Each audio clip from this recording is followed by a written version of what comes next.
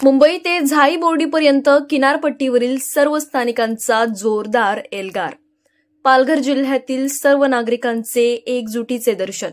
एकच जिद्द, वाढवण बंदर रद्द. ही घोषणा देत सर्वसामान्य जनतेने या बंदराचा जनसुनावणीत विरोध केलाय.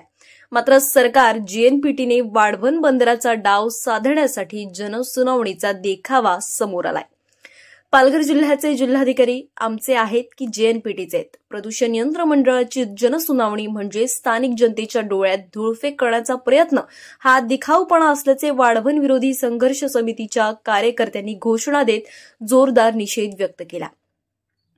कोणतेही विनाशकारी प्रकल्प पालघर जिल्ह्यात राबवण्यासाठी केंद्र सरकार, राज्य सरकार सुपीक डोके वापरत असून स्थानिक राजकीय नेतृत्व प्रभावी बनवत असल्यामुळे सर्वसामान्य जनतेच्या माथी हे प्रकल्प मारण्याचे काम गेल्या अनेक वर्षांपासून सुरू आहे. त्यामुळे पालघरच्या जनतेला कोणीही वाली नाही. आपला संघर्ष आता आपल्यालाच लढावा लागेल. वाढवण येथे देशातील सर्वात मोठे बंदर उभारण्यासाठी आयोजित करण्यात आलेली जाहीर जनसुनावणीचा सोपस्कार राजकीय सरकारने पूर्ण केला. या सुनावणी दरम्यान उपस्थित केलेले विविध मुद्दे तसेच प्राप्त झालेल्या ईमेल, निवेदन व पत्राद्वारे हरकती व सूचना यांची इतिवृत्तामध्ये नोंद करून पर्यावरण विभागाकडे पाठवण्याचे येणार आहे. 5.5 तासांपेक्षा अधिक कार्यकाळ सुरू असलेली सुनावणी जिल्हाधिकारी गोविंद बोडके यांच्या आदेशाने अखेर गुंडाळण्यात आली.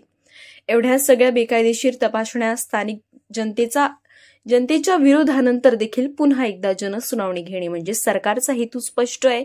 कसेही करून वाढवण बंदराचा प्रकल्प जनतेच्या माथी मारण्याचे काम जाणीवपूर्वक जनसुनावणीचा देखावा करत ही असलेली मोठी खेळी आहे.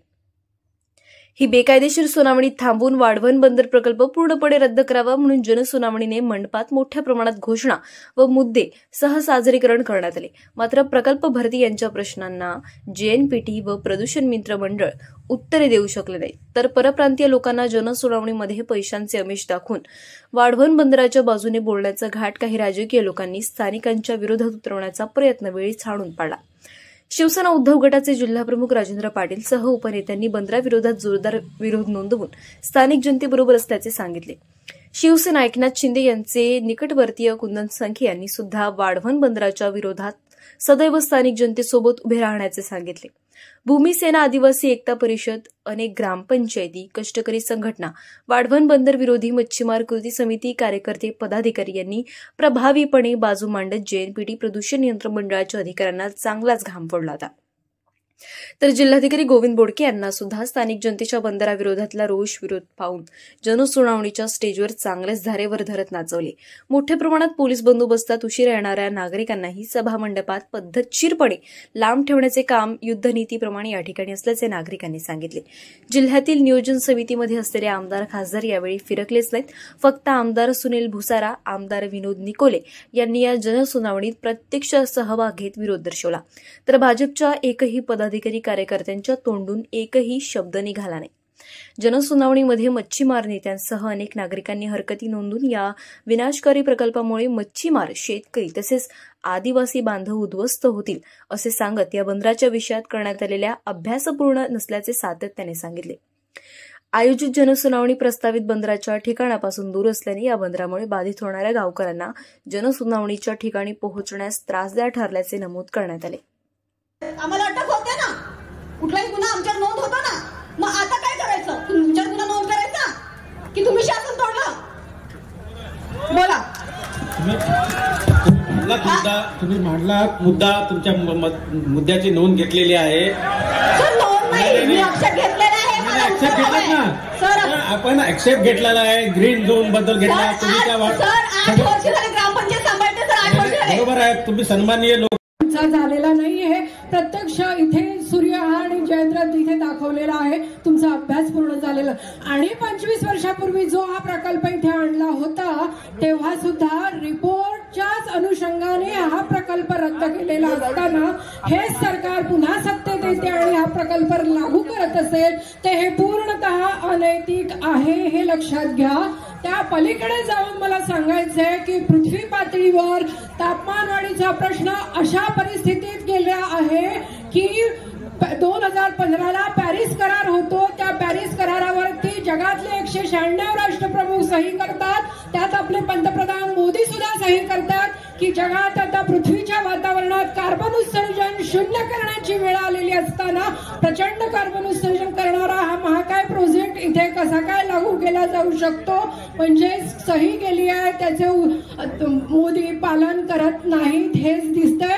आणि जिल्हाधिकारी हे पालकत्वाच्या भूमिकेत असतात, त्याच वेळेला ते जिल्हा न्याय दंडाधिकारी सुद्धा म्हटलं जातं. तर तुम्ही आमचा आत्ताच्या क्षणीच न्याय करून ही जनसुनावणी रद्द करावी अशी माझी नम्र विनंती आहे. आणि एकच मला एक सांगायचंय, आजचा रिपोर्ट, कारण हे मांडत होते पण तुम्ही फक्त नोंद घेतली सांगत आहे. आम्हाला नोंद घेतल्याचं लोक आहे. आम्ही तुम्हाला आज सांगतोय की तुमचे रिपोर्ट जसं राहिली 11 वाजता सुरू झालेली जनसुनावणी अजून सुरू आहे. आम्ही दोन्ही आमदारांनी या ठिकाणी जनतेच्या वतीने मागणी केली की ही जनसुनावणी लोकांच्या विरोधामध्ये आहे. एकंदरीत असं चित्र दिसतंय की तुम्हाला फक्त होकार आहे असंच आमच्या तोंडून वदवून घ्यायचंय की काय जिल्हाधिकारी शासनाचा असा डाव प्रत्येक जण बोलतोय आमचा विरोध आहे, आमचा विरोध आहे, आमचा विरोध आहे. मग का म्हणून तुम्ही तोच प्रश्न रेटताय की मत मांडा. प्रत्येक वेळेला सांगतोय आम्ही आमचा विरोध आहे, तुमच्या कानात येते की नाही? अनेक बाहेरील लोक बघा, शेवटचं सांगतोय आमचा विरोध आहे. तुम्ही हे स्पष्टपणे मिनिट्सवर लिहून घ्या आणि आताच्या आता रिपोर्ट पाठवून ही सभा समाप्त झाली, जनसुनावणी समाप्त झाली असा डिक्लेअर करा. शासनाची भूमिका ही संशयास्पद आहे आणि म्हणून बसेस भरून इथं जवळपास 1000-2000 लोक आणली गेली आहेत आणि त्या लोकांना आता काही लोकांनी इथून पळवून लावलेलं आहे. परंतु यामधून शासनाचा उद्देश दिसतोय की माननीय जिल्हाधिकारी साहेब, आपण सकाळी 11 वाजलेपासून आतापर्यंत जितके प्रश्न ऐकले त्या प्रश्नांची समर्पक उत्तरं कुठेही आपल्याला मिळाली. मच्छीमार समाज, मच्छीमार बांधव समुद्रामध्ये जाऊन मच्छी आमच्यापर्यंत आणून देतो, तो मच्छीमार समाज आहेच. परंतु त्यासोबत आम्ही मच्छी खाणारे पण मच्छीमारच आहोत, शेतकरी आहेत. आतापर्यंत इतक्या वर्षाचा अनुभव आहे की वाढवण बंदराविषयी मच्छीमार समाजाच्या, शेतकरी समाजाच्या खूप तीव्र भावना ह्या इतक्या वर्षापासूनच्या राहिलेल्या आहेत. कुठलाही प्रकल्प किंवा प्रोजेक्ट होत असताना जनभावना ही अत्यंत महत्वाची भाव असते. जिल्हाधिकारी साहेबांना, साहेब तुम्हाला बोंबील, मांदेळी, करंदी माहिती आहे का? साहेब तुम्हाला बोंबील, करंदी, मांदेळी माहिती आहे का? कलेक्टर साहेबांना प्रश्न विचारतो, शिवसेनेचा जिल्हा प्रमुख या नात्याने. साहेब तुम्ही फक्त पापलेट आणि प्रॉन्स खातात, बोंबील, मांदेळी, करंदी या ज्या पट्ट्यात मिळते ते बंदरी त्यामध्ये नाहीशीच होईल. आणि आमचं एवढंच मत आहे की साहेब तुम्ही आम्हाला उत्तर द्या. तुम्ही फक्त एका गुजरातीसाठी एवढं काम करत असतील तर आम्ही एवढे मराठी बांधव इथे बसलेले आहेत, तर आम्ही काय करायचं? आमची रोजीरोटी कोण देणार? साहेब एक 7-12 बनायला किती वेळ लागतो, किती पैसे लागतात, याचं सर्व ज्ञान तुम्हाला आहे. तर मी एक विनंती करतो साहेबांना की हे बंदरच कॅन्सल करा. कारण ज्या पद्धतीने महाराष्ट्र गव्हर्नमेंटने जे प्रकल्प गुजरातला नेले, तर हाही प्रकल्प गुजरातला न्यावा अशी एक तुम्हाला एक कळकळीची विनंती करतो.